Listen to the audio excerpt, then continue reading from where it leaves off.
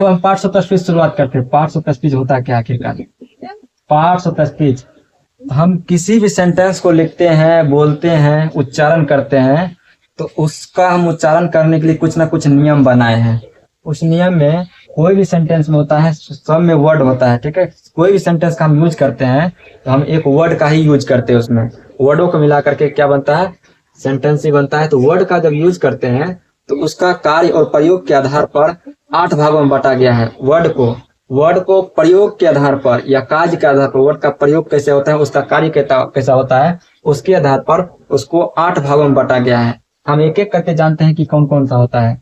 तो उन्हीं 8 भागों को नाम रखा गया है पार्ट्स ऑफ स्पीच, यानी कि शब्दों के 8 भेद होते हैं। उन 8 भेदों को पार्ट्स ऑफ स्पीच कहते हैं। जैसे कि एग्जाम्पल स्वरूप, जैसे कि यहाँ पर वर्ड हो गया, ठीक है। यहाँ पर देखिए एक वर्ड है। वर्ड जैसे कि किसी भी व्यक्ति का नाम होता है, वर्डे होता है किसी भी व्यक्ति का नाम, लेटर से मिलकर के जो वर्ड बनता है।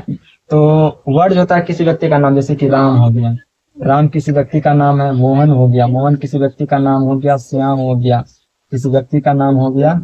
उसके बाद कोई जगह का नाम हो जाए, जैसे कि सिमरी हो गया, SIMRI, सिमरी हो गया, BADI, बदिया।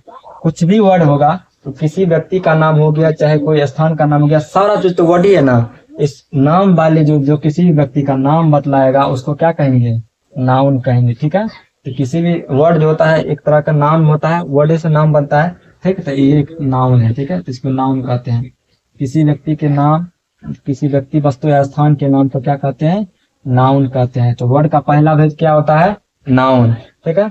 दूसरा, जैसे कि ही हो गया, सी हो गया, इट हो गया, ये भी तो एक वर्ड ही है ना, क्योंकि ये लेटर एक एक लेटर से मिलकर बना हुआ है। ये भी एक लेटर है, ई भी एक लेटर है, इन दोनों का मिला दिए तो क्या बन गया?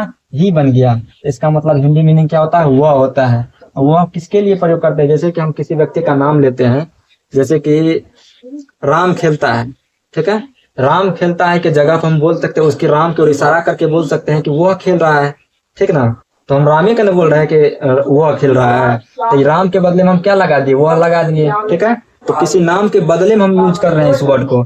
सी, जैसे कि सीता किताब पढ़ रही है, हम उसके ओर इशारा करके भी तो बोल सकते हैं कि वह किताब पढ़ रही है। वो सीता है, सीता के बदले में हम क्या लगा दिए? सी लगा दिए, ठीक है। तो ये हो गया हमारा, क्या बन गया है? ये किसी नाम के बदले में आ रहा है, ठीक है। जो वर्ड किसी नाम के बदले में आए उसको कहते हैं प्रोनाउन। परो नाउन कहा जाता है। जो वर्ड किसी नाम के बदले में आए, नाउन को हिंदी में संज्ञा कहते हैं और प्रोनाउन को हिंदी में सर्वनाम।